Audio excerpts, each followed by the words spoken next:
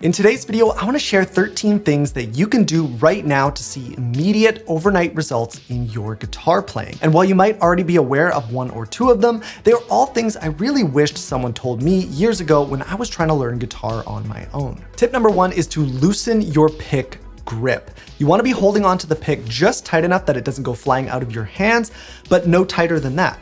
We want to eliminate as much tension as we can from our guitar playing. Tension is really, really bad, whether you are just trying to have a good sense of rhythm and lock in with the band, or you're trying to play faster. We want to get rid of this tension, and that all starts with how you're holding the pick. So if I hold onto the pick really tightly and tense everything up and try and play something, you can hear how it sounds really stiff, not musical at all, and I have basically no control over my dynamics in what I'm playing at all. So if I loosen everything off, I relax my hand, I'm not gripping on the pick tightly at all, quite loosely actually, and I do the same thing. My whole arm's loose, just like this.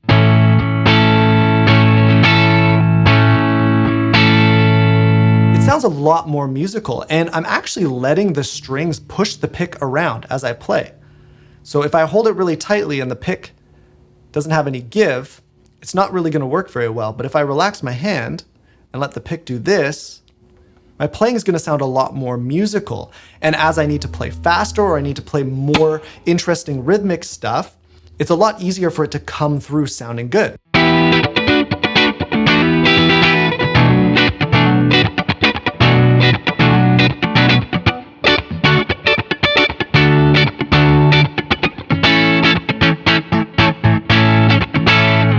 Number two is to find an anchor point on the guitar body. So whether you're playing rhythm or lead, you want to make sure that your strumming hand is touching the body of the guitar. So if it's floating out like this, we have no muscle memory whatsoever that's telling us where the strings are on the guitar. So if we pull our arm back, so let's say we're strumming, and I touch my arm right here against the body, well, I don't need to look down at my hand to know where the strings are.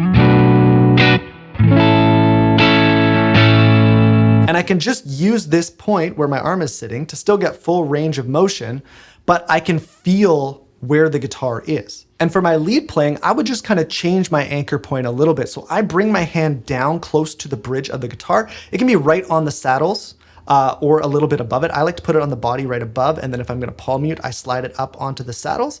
But I keep it back here like this. And what that allows me to do is I can feel exactly where every single string is, so I can develop that muscle memory. Tip number three is to replace all your major and minor chords with seventh chords. So you're probably pretty familiar with the basic major and minor chords we use to play most chord progressions. Well, every single one has a corresponding seventh chord that you can literally just replace it with. So if we were to take a key like C major, a very common key that most people can play in. So if I just play the regular major and minor variants here, we'd have C major, D minor, E minor, F major, G major, A minor, B diminished, return to that C major. Well, if I were to play the seventh chord versions, C major 7, D minor 7, E minor 7, F major 7, G dominant 7, A minor 7, and then our B minor 7 flat 5. I actually have a totally free music theory ebook that you can download at the link at the top of the description. And it's got every single key, so the notes in every key, every single major and minor chord in all of those keys, and also all the seventh chords in all of those keys as well. It's a really handy resource, so if you want to download that, you can find that in the description. Number four is adjust your thumb on the back of the neck. So most players, when they're learning how to play guitar, they learn to take their thumb and put it right in the center of the back of the neck of the guitar. So they would place it here like this, anchor it right there, and then do all their playing, whether it's chords or scales or whatever. But what they don't know is that you can absolutely move that thumb around to put it in a comfortable position for whatever you're playing. So that means sliding it up all the way over the top of the fretboard is perfectly fine. That doesn't even mean you need to be grabbing notes up here like some players do, but you can totally just move it up here. And I actually like to pinch, use this meaty part of my hand here. A lot of times when I'm playing, you'll see my thumb sit like this. And I'm not even grabbing these notes.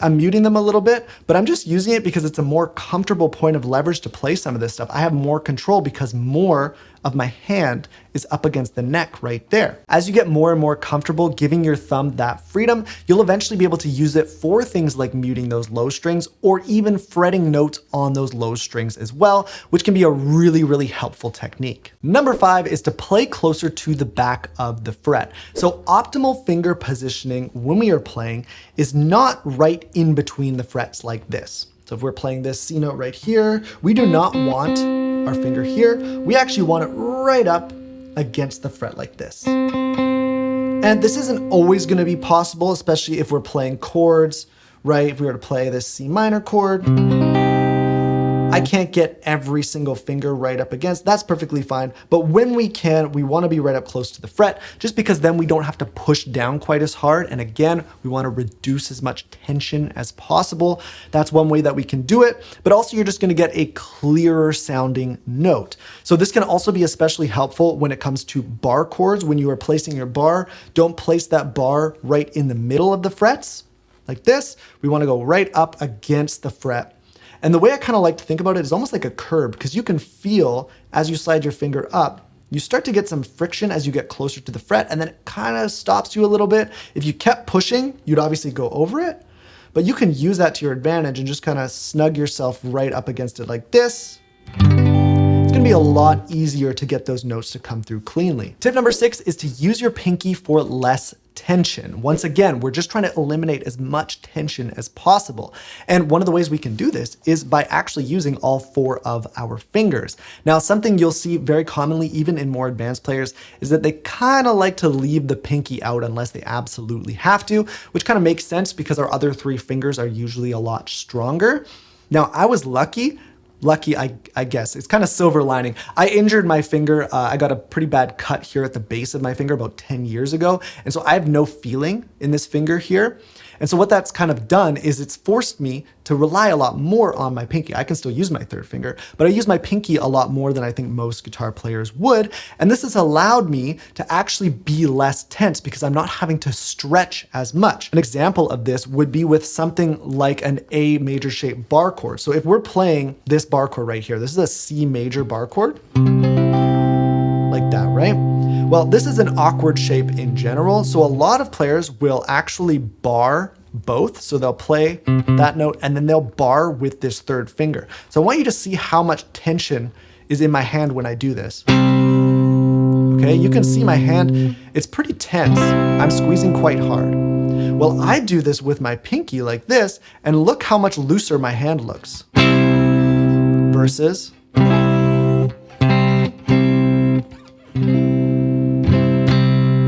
it's a lot less tense because I'm not trying to push my hand to its limit. Now, you don't need to do this pinky thing for this particular bar chord. Whether you do or don't is totally up to you, but I just recommend making sure that you are using your pinky where you can. Long term, it's gonna help you a lot. Number 7 is to release pressure before changing chords. It's very common for people to deal with kind of messy chord changes, and one of the ways that we can fight against this is by releasing pressure before we make our chord change. So let's say I have this G major bar chord here, and I want to transition to this A major bar chord. Well, if I keep the same amount of pressure when I'm transitioning,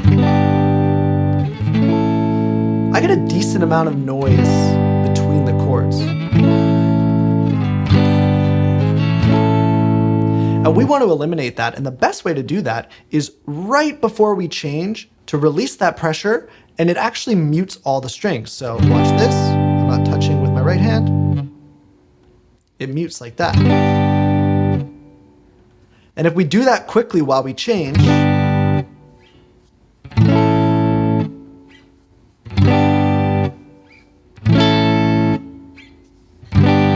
all we get is a little string squeak, which is perfectly fine. And what that does is it cleans everything up. So especially when I'm strumming,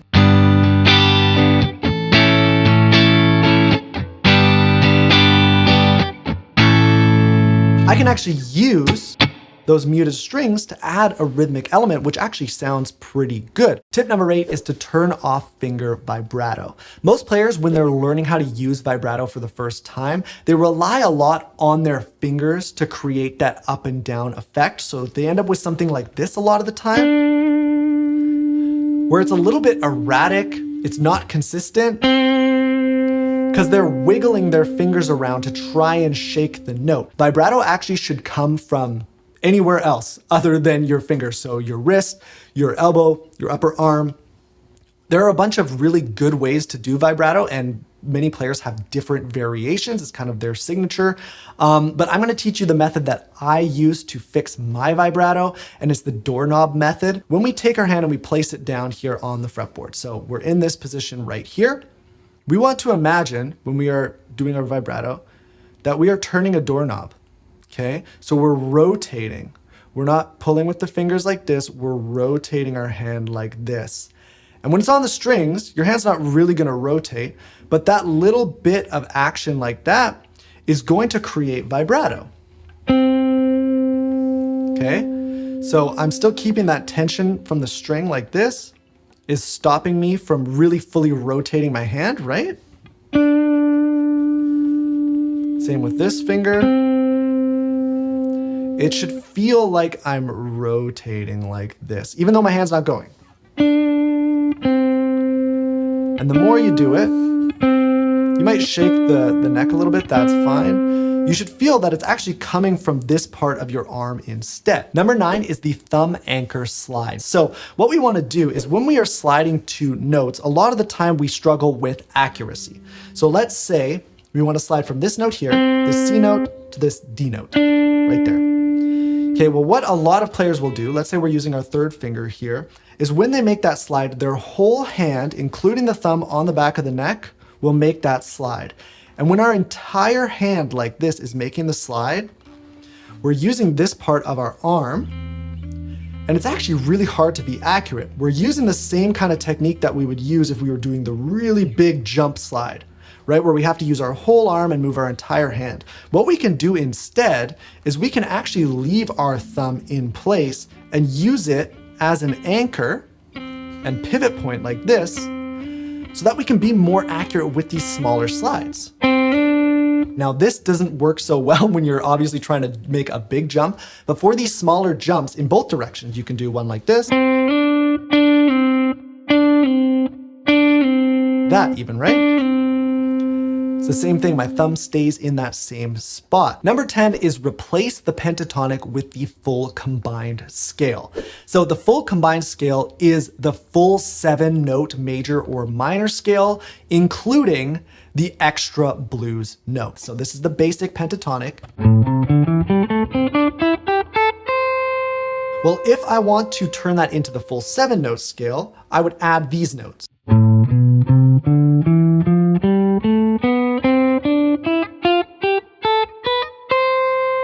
Gives me a little bit more access to some other notes when I'm improvising.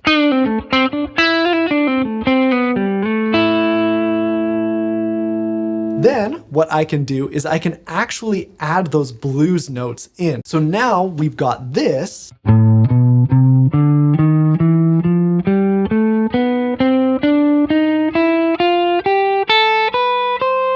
A whole lot of notes in that one position, and we can use this interchangeably with that original pentatonic scale. Now, this isn't so good specifically in the blues, but pretty much every other genre, this is gonna sound really good as long as you line it up with the key. So now we can improvise with any of those notes, solo with any of those notes. As long as we're in the right key, it's gonna sound really good. Tip number 11 is less strings when strumming. So it's pretty common when you are strumming a chord to play all the strings, right? We're playing a G major chord, playing all the strings because all of those notes are in the chord.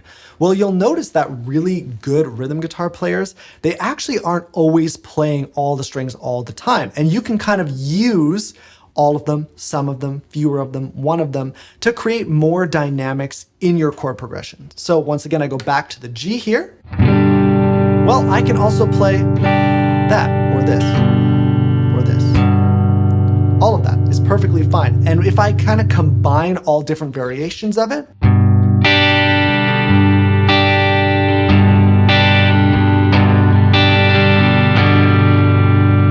get a more dynamic version of just strumming straight through the strings.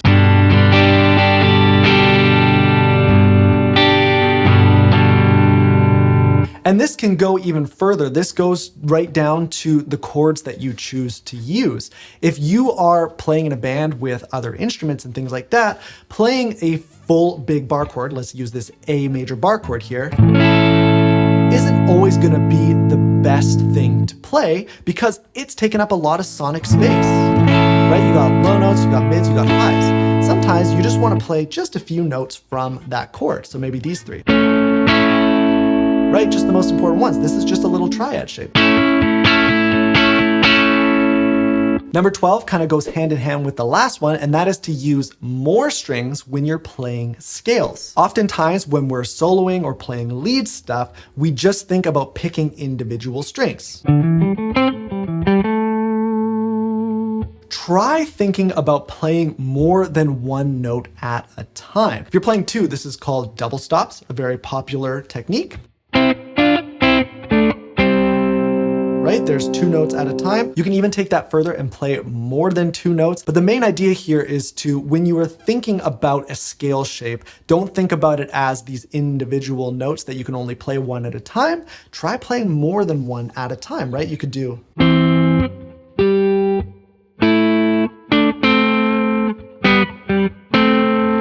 And finally, tip number 13 is to practice pickless.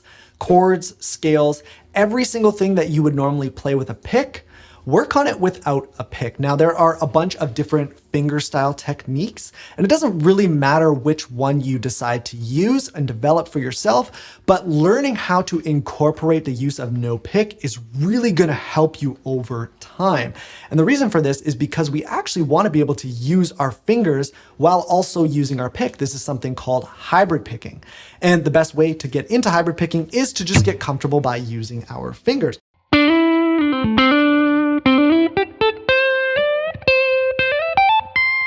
If you like this video, please hit the thumbs up button and consider subscribing to the channel. You can also help support this channel over on Patreon, where you get a whole bunch of extra videos and other resources. As far as what's next, I'd recommend my video on how the 90-10 rule completely transforms your practice. It's gonna tie in pretty well with what we talked about today. I'll put a link to that up in the middle of the screen for you.